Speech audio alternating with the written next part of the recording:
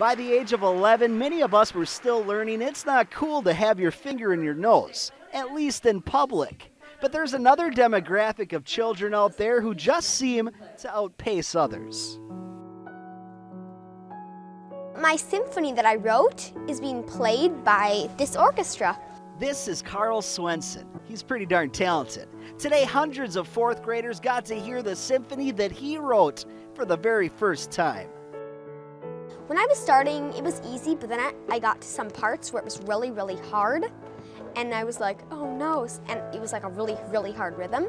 And while he's comfortable playing the tune himself, some of the most talented musicians from the Midwest wanted to get in on the action. I think everyone is delighted to play this piece by Carl. And you know, it's funny because if you're a professional musician, you went to college and you learned about all these composers hundreds of years ago that started when they were very young. Playing 4 instruments himself, it wasn't hard for Carl to find the perfect candidate to pitch his symphony to. So my saxophone teacher, he helped me with that rhythm and got it right. That saxophone teacher is a part of the FM Symphony, and he brought the idea right to the director of the organization.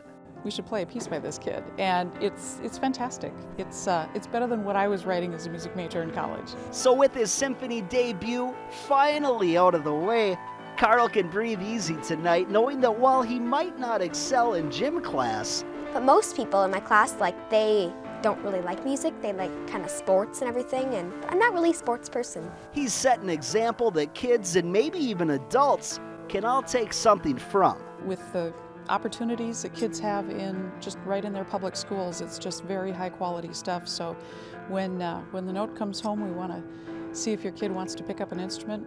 What do you have to lose? In Fargo, Eric Crest, Valley News Live.